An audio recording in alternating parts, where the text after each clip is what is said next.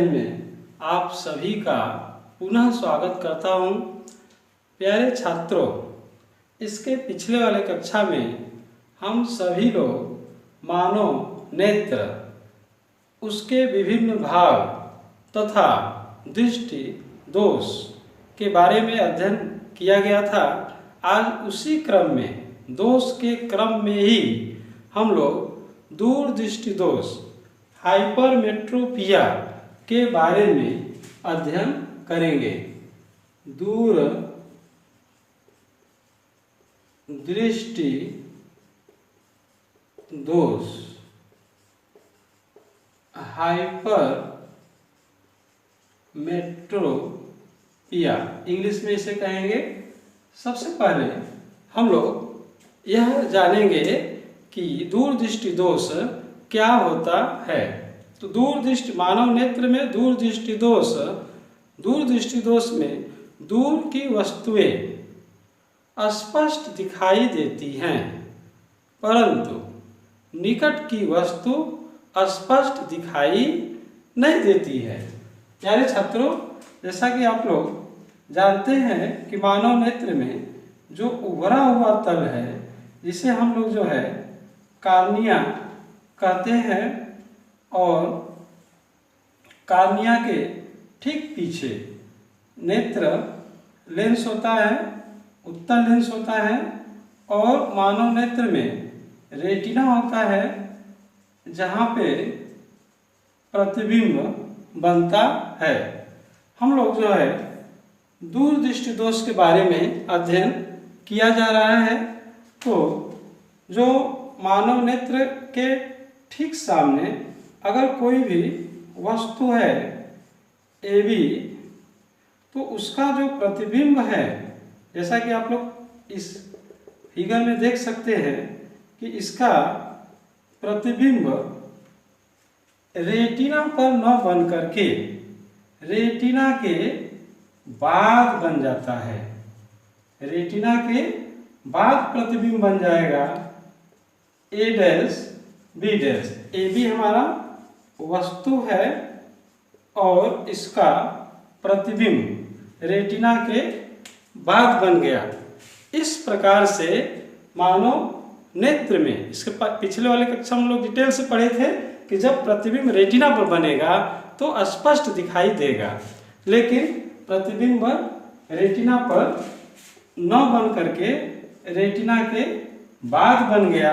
अब इस प्रकार से हमें दिखाई नहीं दिया, और इस प्रकार का जो दोष होगा दूर दृष्टि दोष कहलाएगा।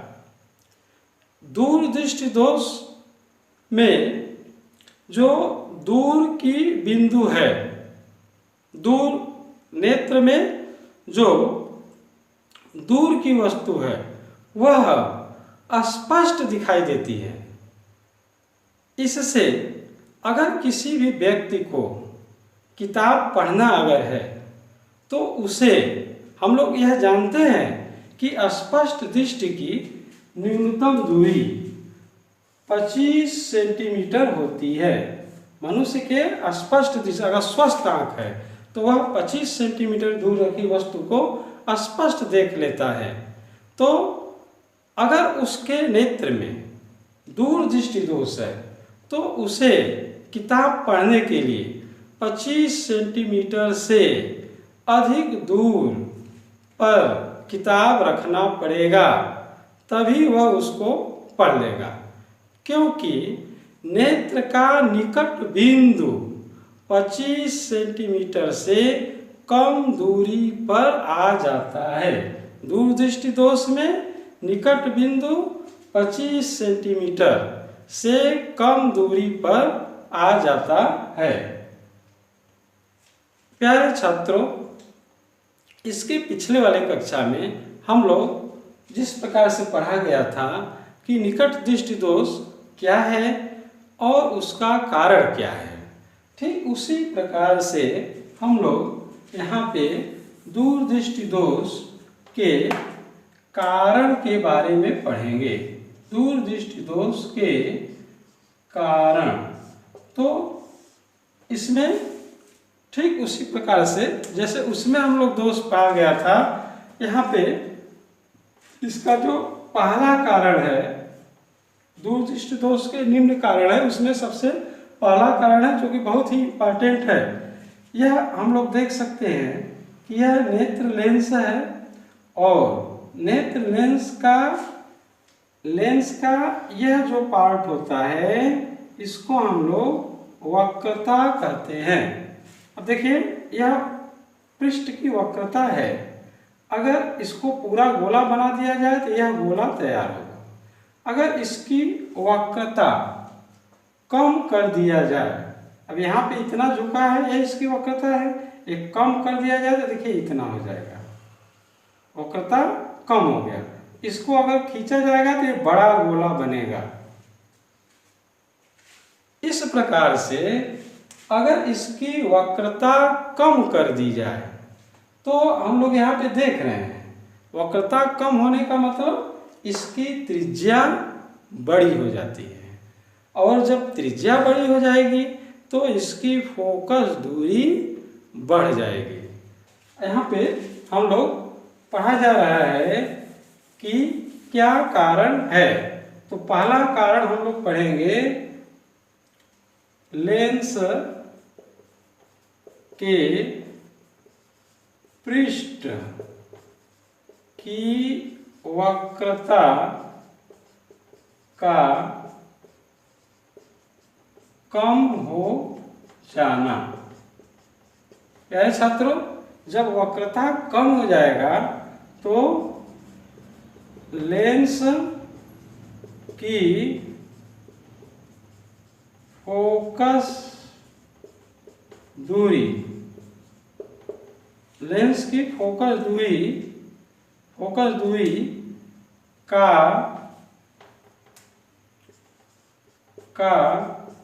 बढ़ जाना। यहां से आप लोग देख सकते हैं कि जब वक्रता कम हो गया तो त्रिज्या बढ़ जाएगा, इंपॉर्टेंट है।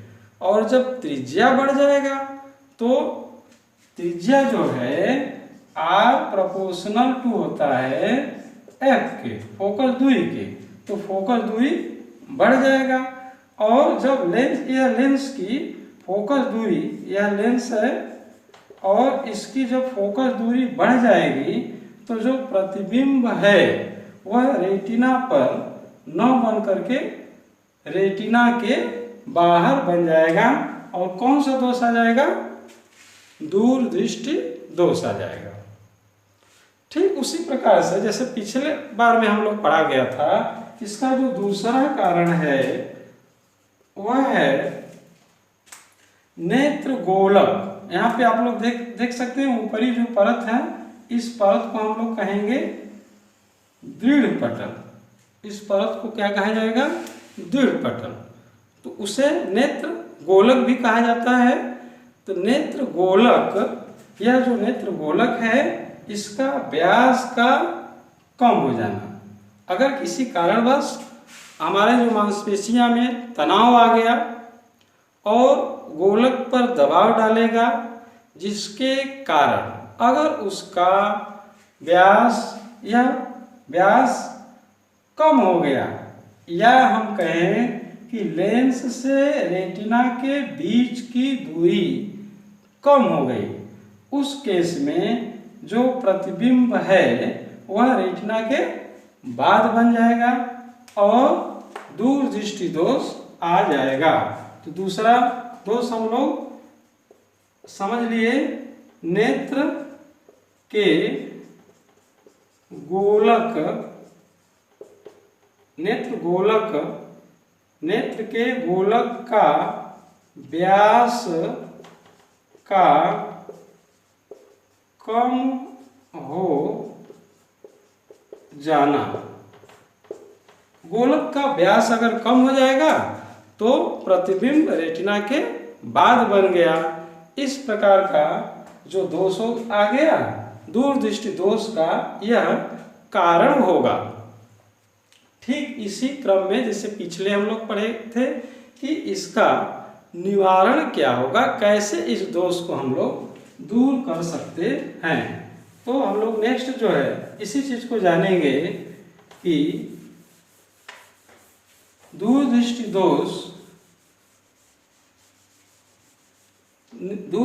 दोष का निवारण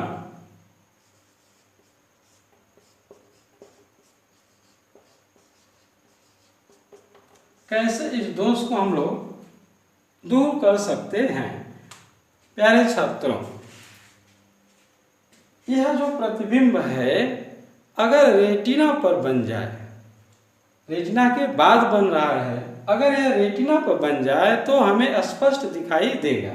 इसके लिए हमें क्या करना होगा, तो इसमें जो है नेत्र के ठीक सामने हम लोगों को उत्तल लेंस का प्रयोग करना पड़ेगा। दूरदृष्टि दोष को दूर करने के लिए उत्तल लेंस का प्रयोग करते हैं। उत्तल लेंस का प्रयोग करते हैं। कैसे प्रयोग करेंगे, तो आप लोग यहाँ पे देख सकते हैं कि यहाँ पे एक उत्तल लेंस लगा देंगे। दूरदृष्टि दोष है मनुष्य में, जो प्रकाश की किरण यहाँ से ऐसे आ रही है वस्तु से, और यह उत्तल लेंस आगे की तरफ लगा है। पिछले वाले कक्षा में भी हम लोग पढ़े थे कि जब हमारे नेत्र में दोष आ जाता है तो हम डॉक्टर के पास जाते हैं, वहाँ वो चश्मा देते हैं। तो अगर हमें हमारे नेत्र में दूरदृष्टि दोष है, दूरदृष्टि दोष का मतलब निकट की वस्तु दिखाई नहीं दे रही है, तो वह चश्मा जो लगाएंगे उसमें उत्तल लेंस लगा होगा, यानी बीच में मोटा किनारे पे पतला। तो यह क्या करेगा लेंस, ये जो वस्तु से जो प्रकाश की किरण आएगी उसको यह दबा देगा, अंदर की तरफ कंसंट्रेट कर देगा, और फिर जो प्रतिबिंब रेटिना के बाद बन रही है, यह प्रतिबिंब ठीक यहाँ बाहर न बन करके यह रेटिना पर पुनः पड़ने लगेगी और दूरदृष्टि दोष समाप्त हो जाएगा। इस प्रकार से हम लोगों ने यह जान लिया कि दूरदृष्टि दोष को कैसे दूर किया जा सकता है।